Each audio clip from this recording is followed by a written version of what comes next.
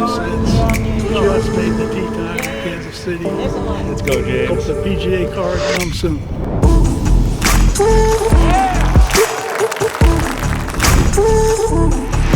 All right, guys, welcome back to the channel. We're gonna recap 2025 and what this season means for me. So we're gonna go through what it takes to play in the Korn Ferry Tour, how much it takes and what you can expect to play golf on the Korn Ferry Tour for an entire season, how much I made and lost, and go through my weekly expense sheet of exactly what that breakdown was. We're also going to talk about my stats, what I want to improve this offseason, what my status means, so how my status is different this year compared to the years past and going forward. Money and expenses, like I mentioned, sponsors, how you can get sponsors, what my sponsors are, and then how you can get them so that way it takes off that pressure of playing pro golf and lets you focus on the golf and not the money. And then other than that, we're going to go through the Inside the Tour series for next year and then ask you guys what you want to see more of. So let's get down to it. All right, guys, so I'm going to take you in and we'll overlay what I'm looking at this computer on the screen right here. So this is my player profile on the PGA Tour or Korn Ferry Tour website. It has my career wins, top 10s, points list rank, and then official world golf ranking. The way that the Korn Ferry Tour works is I went through qualifying school or Q school. The top 5 in ties get their PGA Tour cards. The top 40 in ties get their Korn Ferry Tour cards. Then outside of that, at final stage, you've got conditional status.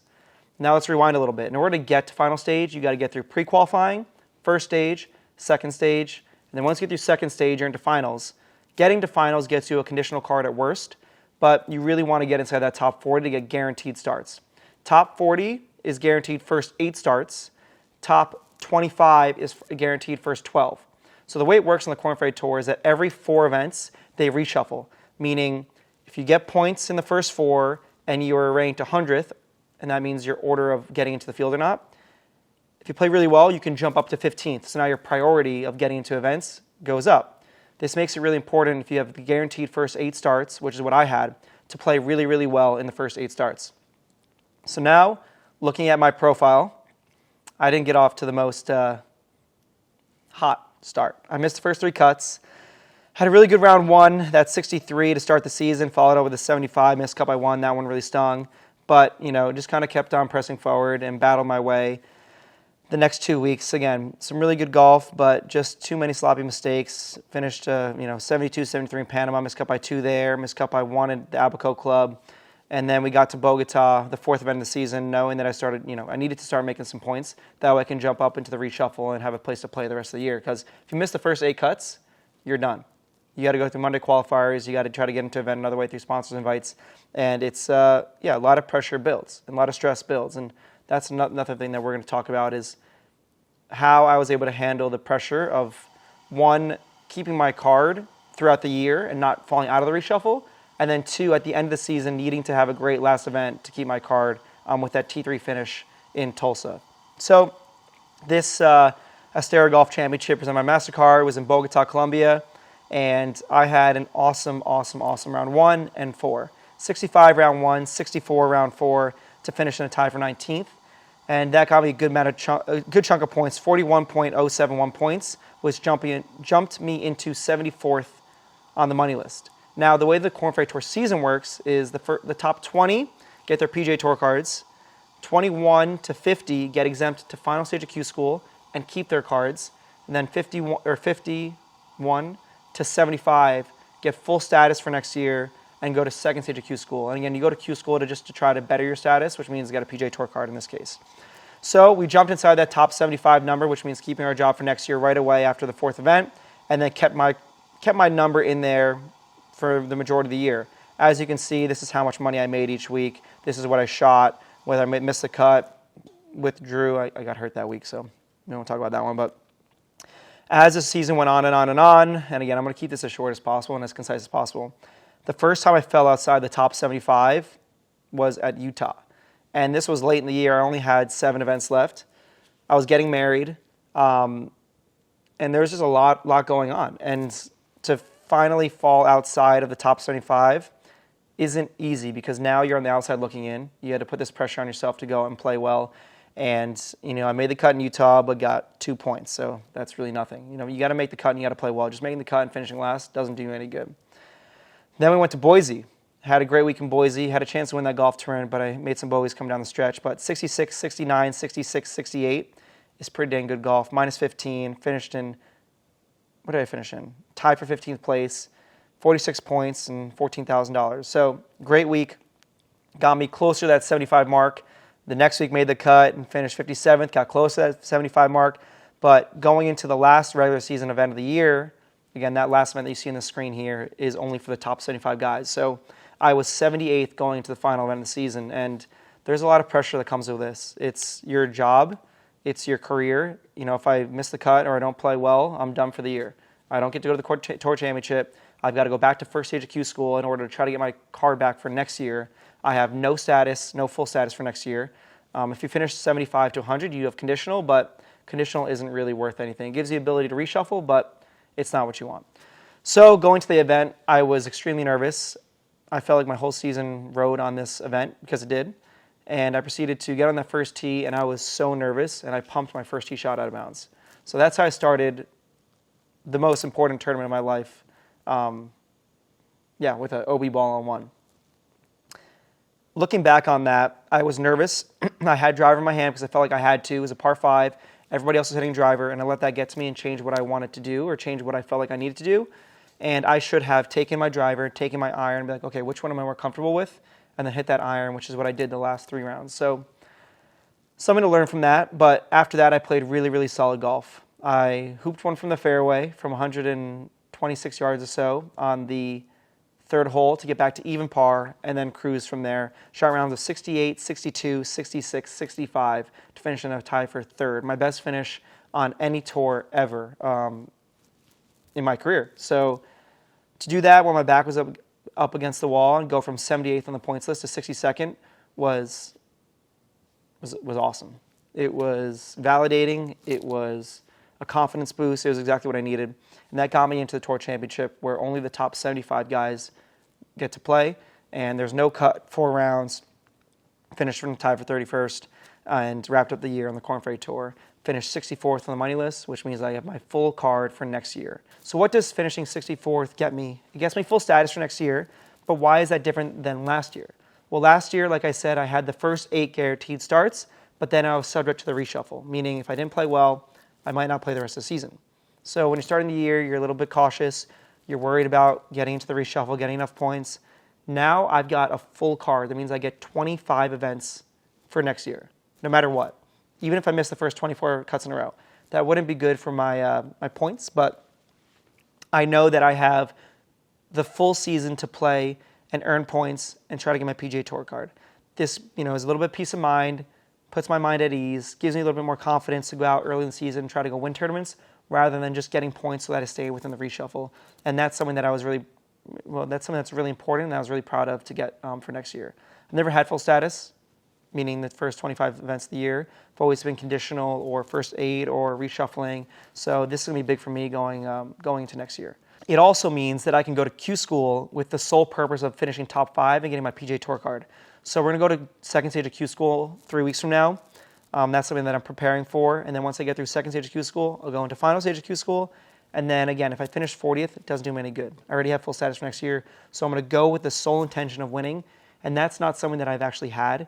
I've gone into events thinking about the cut, thinking about finishing high enough just to move up in the points list. But going to an event with the sole purpose of winning is going to be something that I'm really looking forward to and something that I think I'm going to learn a lot from. Now let's talk about how much it costs and how much I made this year as a pro golfer. We're going to start with just the golf side of things, no sponsorships, nothing. As you see here, my official money was $173,507. But how much did it cost to make that money? This is the spreadsheet that I have made that shows week to week how much I spent and what actually came in. So you see these videos on other social media platforms, how much I spent and how much I made on this week, finishing 3rd or 57th or whatever. But this is my master spreadsheet. As you can see, this is my expense breakdown. The caddy base was $37,400, accommodation, yada, yada, yada. You can read through those. But what I'd like to get to is first, I've been doing this all manually, And I actually got reached out to by Rocket Money. They wanted to sponsor today's video. And I thought it was the perfect way to just incorporate something that I really need. For the last few years, I've been tracking every single expense I've had on tour just to know how much I've made and how much I've spent to make that. Flights, hotels, rental cars, caddies, all in this self-made Excel sheet. It's worked, but it's also been a hassle. I got to keep up with constantly, and nothing is auto-imported. Between playing tournaments and traveling every week, I don't really have the time to sit down and comb through all my expenses, which is why I'm pumped to be partnering and have Rocket Money sponsor today's video. Rocket Money is a personal finance app that helps you manage subscriptions, lower bills, and create a custom budget to just increase your overall savings all in one place. One of the best features of Rocket Money is that it automatically organizes all your subscriptions into one place so that you can cancel them and don't need to remember exactly what you're paying for every month. It just shows up here and you can cancel with just a few taps. I honestly can't tell you how many random things I've signed up for over the years and that I forgot that I actually had. One of the biggest tools that I'm going to use for the rest of this year and next year is their budgeting tool. So I can actually set budgets. So for rental cars, I usually spend about $300, flights, about $500 a week, hotels, about $1,000 a week. And I can go into the Rocket Money app and I can put in what I want my budget to be. Another thing that I use Rocket Money for is to separate my business expenses from my personal. So they will automatically do that. I've got two cards, one for personal, one for business, and it automatically separates those. That way I can send it to my accountant at the end of the year. My taxes are way easier because I know you guys are always talking about, oh, I got to pay taxes, I got to pay taxes. This is going to make my life a lot easier when it's time to do that. If you guys want to take control of your finances too, scan this QR code down here or check out that link in the bio. You can also unlock even more features with Premium. So let's get back to what I did this year using my Excel sheet, my rinky-dinky Excel sheet. So as you can see, we started the year off in the Bahamas, $156 for a flight, $1,900 for the hotel, $1,500 for food, $1,250 for my caddy. And yeah, the food bill was insane. We were playing at Atlantis Resort. It's not cheap. The hotel was very expensive. The food was very expensive. So there's gonna be weeks where my budget isn't exactly accurate. And because I'm using this Excel sheet, I can't account for that in weeks going forward. But using Rocket Money, I'm going to be able to do a better job at knowing how much I went over and how much I'm under for the rest of the season. But I'll just scroll through this briefly, show you guys how much I spent, how much I made. This is what it looks like week to week. Again, every week is pretty much the same. The US Open might be a little different in terms of expenses, but as you can see, every time I make a paycheck, I get a lump sum. And then I have some bonuses down here. So bonus from top 5, Titleist season bonus, Callaway T3 bonus, Jones top 10 bonus. Those are all bonuses. And then it breaks us down into our expenses here. So things like clothes from Grayson, one of my sponsors, hats from Jones, golf bags, golf clubs from Callaway, Titleist TaylorMade, my physio, it's on the road. The Corn Ferry Tour actually provides us with physio and a gym every single week, so that's been great. And then shoes, balls, and gloves. I've got a contract with Titleist, so those are all free. But then things like locker room fees or club repair fees, not free. Miscellaneous, meaning we go to sauna and ice bath places every once in a while. We use Normatex. There's always fees and stuff that are extra things you got to buy for golf expenses. Roughly $1,000 for the year. Roughly $3,000 for the year. My trainer, Michael Sinks, he's been great. I work with him in Florida, but he came out on the road a couple times. Roughly $2,500. Entry fees, Q School, and then the US Open. Q School does cost you more because you have to pay for flights and hotels, but I'm just going with my entry fees because I included the flights and all that into my yearly flights tab.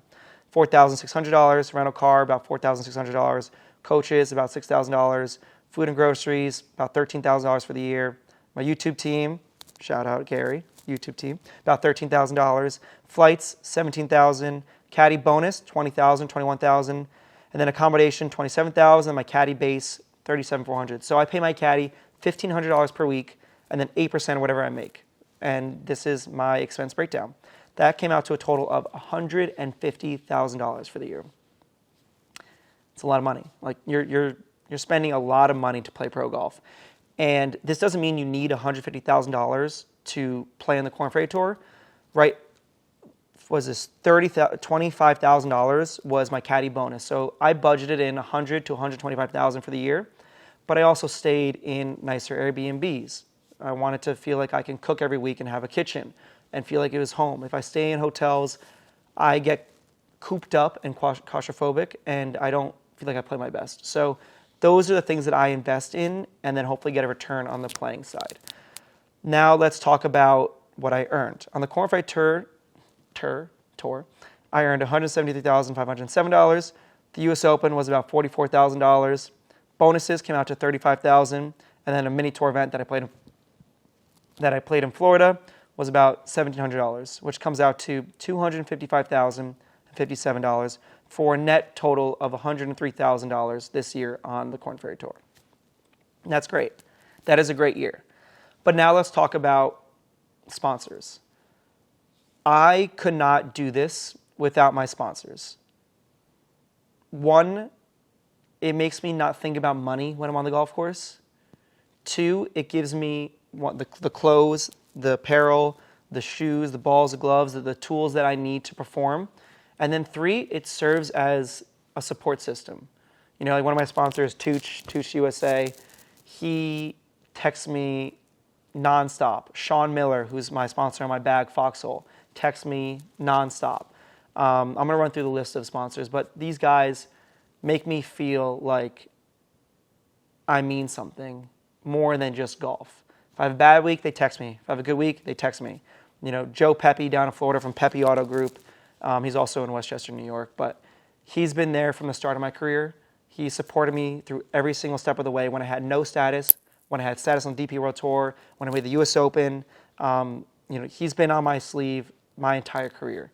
So let's just run you guys through, one, what my sponsors are, two, how you guys can get sponsors if you're trying to pursue pro golf, and then three, what it looks like to put yourself in the best position to provide something for your sponsors as well. So my first sponsor is my clothing sponsor, which is Grayson Clothiers.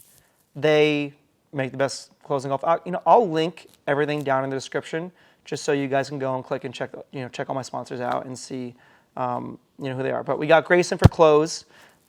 We got my joggers on too. Jones is my golf bag company and hat company. But they make the best golf bags. They make this 6 Sunday carry that you can carry backwards. Their Utility Trooper 2.0 or 3.0 is my favorite bag to carry. Their Rover is also really good. So check out Jones if you need a new golf bag or if you just want to check them out. They're great. Make great hats. Make great bags. Their backpacks are sick too. So Jones Sports Co. Definitely check them out. ToochUSA.com. I met Tooch over in Ireland, but he runs this awesome par 3 course at his house. So if you want to go check it out, ToochUSA.com. Pepe Auto Group. Again, like I said, Joe Pepe and Sal Pepe from the Pepe Auto Group have been in my corner. I've known them since I was kids. I grew up in the swim team with their son, and they were somebody that I reached out to when I first turned pro, members of my home course back in Florida. Got Icon Pass and Protivity, 2 more corporate sponsors that have come on this year, my first year having them, and 2 groups or 2 teams that have meant the world to me. When I made the U.S. Open, both Icon Pass and Protivity reached out to me. Protivity reached out to me with a whole data set of data from Oakmont that helped me make my practice round so much easier. You know, what the up and down percentages were last time I was there, from the bunkers, from the fairways, from the left rough versus right rough. Is it better to be long or short? So Protivity has actually helped me with my game in certain weeks. We're going to do a lot more partnership stuff with them going forward, but it's been a lot of fun. Icon Pass, I think you guys might have seen all the events and stuff I've done with them, but I went to Sugarbush Mountain last year with a trip with Icon Pass, and it is one of the coolest sponsorships. They have 50 plus or 60 plus destinations worldwide that you're able to use your pass to and go and ski and hike in the summers or go play golf. And we're going to do a lot more stuff with Icon Pass going forward, but these have been my newest sponsors and some of my most fun sponsors for sure. Titleist is my shoe ball glove deal. So I wear the glove, wear the shoes, and I play the ball. Nothing more than that. They pay me on bonuses based on how I perform over the year. Foxhole, like I said, Sean Miller, he's on my bag, but Sean's been a great guy. I met him at a hoopie, and yeah, he supported me for the last couple of years, and I appreciate his support more than he knows. Actually, I think he knows. He's one of those guys who he gets it, and he knows how important this stuff is. So Target Sports, they make all the fields and basketball courts in NCAA and pro football, and they came on as a bag sponsor this year. So shout out Target Sports. They've been awesome, and I've enjoyed getting to know them and their team and Jim. So appreciate you guys. Solid Core, I did a partnership with Solid Core. They don't have a logo on me, but I did a little one-day shoot with Solid Core. And then Athlete. Athlete is those drinks mix that you guys see me drinking on the course or sometimes in these videos. But Athlete is my daily supplement, not really supplement, but nutritional bonus. I use it for cognitive function, increased recovery, and just to kind of make sure I'm hitting all my B vitamins and all the vitamins and minerals I need every day. So now that we've gone through my sponsors, the reason why I have these sponsors or what I try to do is I try to cover that $150,000 or $125,000 expense sheet. I'm not going to walk you guys through how much I charge for all my sponsors. That's between me and them, and that's not something that I'm comfortable sharing with you guys. But I try to get to that number where I can play the entire year in the Korn Ferry Tour or whatever tour I'm on and not have to worry that I'll ever be in the red. So this year, my sponsors were great and paid for all my expenses in a way. They don't pay for them, with a credit card. They'll pay me, and this is fake numbers, but say $10,000, $10,000, $10,000, $10,000. Now I've got $40,000 to go and spend on whatever I need. So that's one way to do it. Another way is that you say, hey, can you pay for my expenses with your own credit card, and then I'll give you a percentage of my earnings back. That's another way. That's not the way I set it up, but that's another way that you can do it. Sponsorships are really important, and the way that I would go about getting them, if you're a pro golfer just starting out and you're like, I can't get sponsors, is one, go to the club that you grew up at, whether it's private or public, whatever. I'm sure you guys know people that you grew up playing with, your parents, your friends, your family. They know people that might want to look and sponsor you or have companies of their own. So send an email. Tell them what you're trying to do. The goal is to be the number one player in the world, and if it's not, probably shouldn't play golf. I know that might not be achievable. It's very hard to, beat Scotty Scheffler, but you got to try to be the best version of yourself and set yourself up for success. So write an email, use ChatGPT or whatever you want to use, and just put down what you're trying to do, what your goals are, what you need, and what you can give back. So for me, I wanted to start this social media so that way I can give not a lure, but I can make it way more enticing for sponsors to come on. I get views on social media, they get views on their logos, and hopefully it's a return on their investment, for me at least. For you, when you're just starting out, or if you are on the Korn Ferry Tour and the PJ Tour and you're looking at sponsors, you can also get an agent. I have an agent at the family, Rob Muji and Zane Adelson. They've been great with me, and they've gotten me a lot of these sponsorships and got me opportunities that I'm able to take my pressure of making money in golf away. So that's another avenue that you can go through. Not everybody has an agent, not everyone needs an agent, but for me, it's really worked, and they've helped make my life a lot easier. Now that we have gone through sponsorships, go in the comments and ask me any questions that you have. I'm happy to go in there and answer them and tailor the actual questions towards you. I'm just giving like a brief overview of what I think helps, but I can't get into all the nitty-gritty and specifics. So let's go into my stats for this year and how I'm going to adjust my practice for next year based on that. All right, so we're back on the Korn Ferry Tour website, and we're going to go through my stats. They've got a stats tab here. It's not great. We don't have trackers on us. We don't have people putting on our stats. So this is the most basic and minimal stat keeping process that any tour has, I think. It was better in the past, but let's go with what we have. So these are the stats that we get on the Korn Ferry Tour. Total driving, I was 93rd. My longest drive, 52nd, doesn't really matter. Driving distance, I was 29th. Driving accuracy, 125th, so not the best, but hit it far. Greens regulation percentage, 92nd. Scrambling, 124. This doesn't sound like somebody who kept his card, honestly, when I'm reading these stats. It's like, wasn't accurate off the tee, didn't get up and down often, didn't hit many greens apparently, but my putting was 28th. My birdies were 63rd. My putts per round was 62nd. Scoring average, 63rd. My par 3 scoring was 30th. Par 4 scoring, 57th. Total eagles, 4th. So I did a lot of things really well. But when I look at these stats, if you look at, scoring average in the final round, I was 25th. So I feel like I did a really good job when I was under pressure and needed, crunch time to get after it. My scoring average in the final round was 68.73, which is something that I'm really impressed with, something I'm really proud of. And yeah, so these are stats that we get. And looking at them, I'm not going to be able to create an entire game plan because I don't know if this is skewed, right? If I chipped it really close and missed the putt, then it would skew my short game up and down or scrambling percentage. If I hit it out of bounds off the tee and had to re-tee, again, that's going to ruin my scrambling percentage. So a little bit skewed here. I wish we had the same stats that the PGA Tour did because I would be able to tailor my practice in the off-season better. But I do use things like Decade and other sites to track my stats, and through them, I have come up with a practice plan. And scrambling is one that I want to get better at. And it's not necessarily scrambling, it's more so around the greens. So when I'm on a par 5 and 2 and I'm just off the green, I need to get that up and down, or drivable par 4s when I've hit a good tee shot, need to get up and down a little bit more often. And that's what I'm going to be focusing on this winter. Driving accuracy and scrambling. Putting and approach play have been very good. That's something that I'm very good at. But utilizing these stats and doing a little bit of a deeper dive, that's something that I'm going to work on. And how is a big question. It's very easy for me just to say, I'm going to work on that, whatever. I set detailed practice routines, like you guys have seen in previous videos. 8 a.m. wake up, 9 short game, high, low, short game, 10:30 chipping, not chipping, but putting, 12:30 hit balls, 2 p.m. go play golf. Very specific, and I'm going to tailor that a little bit more towards driving the ball and short game. So that just means tweaking the times and also the drills that I'm going to be doing to increase accuracy off the tee, and then getting up and down around the greens. And getting up and down and around the greens, I'm going to narrow that down to contact. My contact wasn't great, so really getting my body a little bit more stable.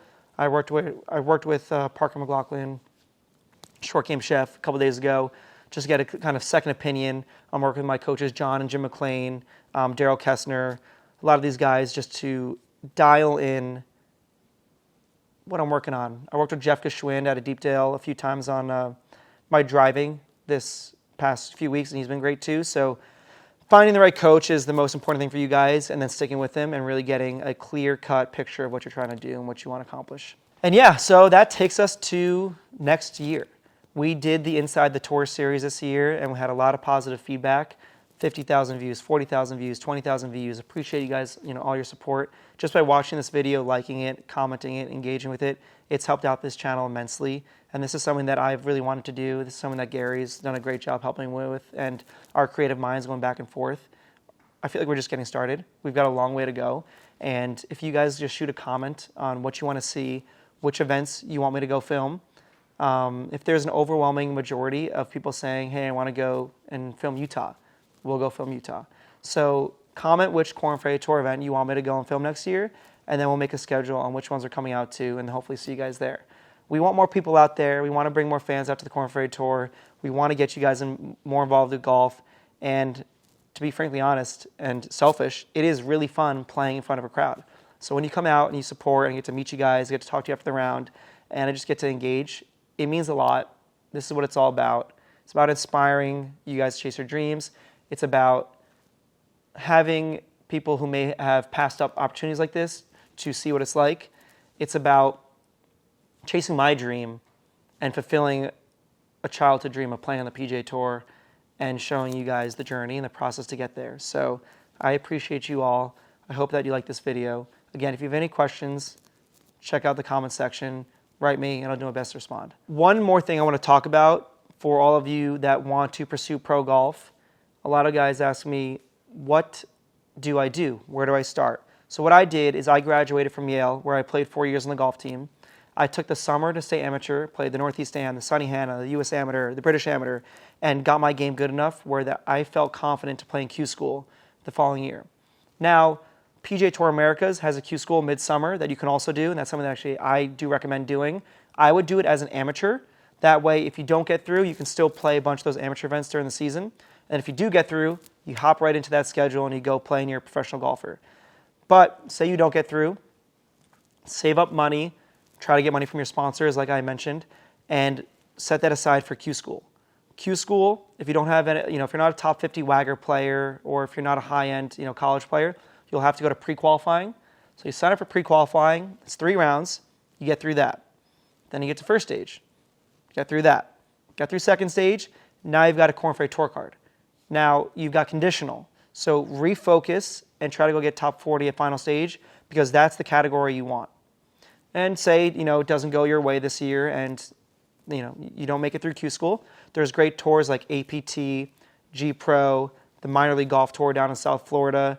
I would base yourself in one of these areas where you can get experience as a pro. You can get experience playing against guys who've played on the PGA Tour. You know, guys like Eric Cole and Brett Stagmeyer, they all play in these minor league golf tour events down in Florida.